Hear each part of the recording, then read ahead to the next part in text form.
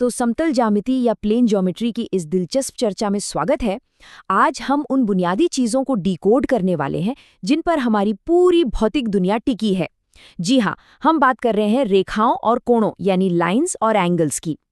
वैसे ज्यामिति का नाम सुनते ही कभी कभी लगता है कि ये बहुत जटिल होगा, है ना? लेकिन चिंता की कोई बात नहीं है। आज हम इसे एक बहुत ही आसान स्टेप बाय स्टेप वर्कफ्लो में बदल देंगे जिसे रोजमर्रा के डिजाइन में इस्तेमाल किया जा सकता है। चलिए इस मजेदार सफर को शुरू करते हैं। आगे बढ़ने से पहले जल्दी से आज के एजेंडे पर एक नजर डाल लेते हैं। इस पूरे प्रोसेस को हमने 4 आसान स्टेप्स में बांटा है। सबसे पहले वेलकम टू प्लेन ज्योमेट्री, फिर स्टेप 1 कॉन्सेप्चुअलाइजिंग पॉइंट्स, इसके बाद स्टेप 2 रियल वर्ल्ड मॉडल्स और आखिर में स्टेप 3 नेमिंग द पॉइंट्स। बस इतना ही। तो बिना किसी देरी के सीधे अपने पहले सेक्शन में चलते हैं। Welcome to plane geometry, the building blocks. देखिए, जैसे कोई भी शानदार इमारत बनाने से पहले हमें ईंट और सीमेंट चाहिए होता है, बिल्कुल वैसे ही ज्योमेट्री में आकृतियों को समझने के लिए हमें इसके बिल्डिंग ब्लॉक्स को समझना होगा। ये ब्लॉक्स हैं बिंदु यानी पॉइंट्स, रेखाएं, किरणें, रेखाखंड और कोण। सोचिए, एक डिजाइनर या आर्किटेक्ट का डेली वर्कफ्लो इन्हीं बुनियादी चीजों से ही तो शुरू होता है। ये वो जरूरी टूल्स हैं जो आगे चलकर मुश्किल से मुश्किल डिजाइन्स को समझने में हमारी मदद करते हैं।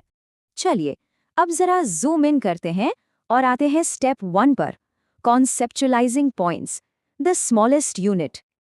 अब सवाल ये उठता है कि एक पॉइंट आखिर है क्या? अगर हम स्रोत सामग्री को देखें तो एक पॉइंट दरअसल एक सटीक लोकेशन यानी एक एग्जैक्ट पोजीशन को तय करता है। अंतरिक्ष में या कागज पर यह बस एक निश्चित जगह को दर्शाता है। अगर हम कोई भी ज्यामितीय वर्कफ्लो शुरू करते हैं तो ये उसका बिल्कुल पहला कदम होता है। जैसे कागज पर पेंसिल की नोक से रखा गया एक छोटा सा डॉट, बस वही डॉट हमें एक पॉइंट की अवधारणा समझाता है। ये कोई बड़ी या जटिल आकृति नहीं है, बल्कि सिर्फ एक पिन पॉइंट लोकेशन है। और यहीं पर एक बहुत ही दिलचस्प, बल्कि सच कहूं तो हैरान करने वाला विरोधाभास सामने आता है।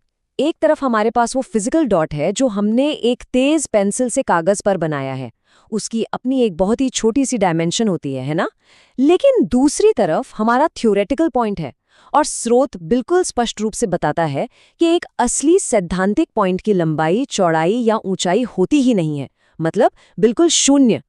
जरा सोचिए, एक ऐसी चीज जिससे इस पूरी दुनिया के आकार बनते हैं, उसका अपना कोई भौतिक आकार है ही नहीं। वो सचमुच केवल और केवल एक सटीक लोकेशन है ना? कमाल की बात।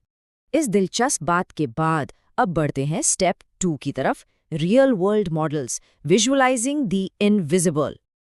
अब चूंकि एक असली पॉइंट का कोई आकार नहीं होता, तो उसे असल जिंदगी में कैसे दर्शाया जाए? हम इन 3 बेहतरीन उदाहरणों को देख सकते हैं जो दैनिक जीवन के वर्कफ्लो में इस्तेमाल होते हैं। प्रकार यानी कंपास की नोक, एक बेहद तेज पेंसिल का सिरा और एक सुई की नोक। हम शून्य आयाम वाले पॉइंट को हकीकत में तो नहीं बना सकते हैं ना, इसलिए हम इन बेहद नुकीले उपकरणों का इस्तेमाल करते हैं। ये टूल्स उस अदृश्य शून्य आकार वाले कॉन्सेप्ट को हमारी भौतिक दुनिया से जोड़ने का काम करते हैं। ड्राफ्टिंग या सिलाई जैसे डेली वर्कफ्लो में यही चीजें सटीक मापन सुनिश्चित करती हैं। आगे बढ़ते हैं अपने आखिरी कदम पर, step 3 naming the points, practical application. अब किसी भी डिज़ाइन या इंजीनियरिंग वर्कफ्लो में हम कभी भी सिर्फ एक पॉइंट के साथ काम नहीं कर रहे होते, बहुत सारे पॉइंट्स होते हैं। और स्रोत हमें बताता है कि अगर हम कागज पर कई सारे पॉइंट्स बनाते हैं तो उनमें अंतर करना ज़रूरी हो जाता है, वरना सोचिए कितना भयंकर कन्फ्यूजन हो जाएगा। तो इस समस्या को सुलझाने के लिए एक बहुत ही स्पष्ट और ग्लोबल नियम बनाया गया है। इन बिंदुओं को अलग अलग पहचानने के लिए हम अंग्रेजी के बड़े अक्षरों यानी अपर केस लेटर्स का इस्तेमाल करते हैं। ये एक बहुत ही आसान लेकिन शानदार डेली वर्कफ्लो है। और यहाँ हम इस नियम को बिल्कुल एक्शन में देख सकते हैं। अगर हम कागज पर बने इन 3 अलग अलग डॉट्स को देखें तो इन्हें पहचानने के लिए कैपिटल लेटर्स Z, P और T से लेबल किया गया है। ये कोई इत्तेफाक नहीं है, बल्कि दुनिया भर के डिजाइनर्स द्वारा रोज इस्तेमाल किए जाने वाला एक स्टैंडर्ड वर्कफ्लो है। इस तरह से लेबलिंग करने पर चीजें बिल्कुल साफ हो जाती हैं। हम बिना किसी दुविधा के कह सकते हैं कि पॉइंट Z से पॉइंट P तक एक लाइन खींचनी है। इससे कम्युनिकेशन में कोई भी गलती होने की गुंजाइश नहीं रहती। तो आज की इस चर्चा को खत्म करने से पहले सोचने के लिए एक बहुत ही दिलचस्प सवाल छोड़ते हैं।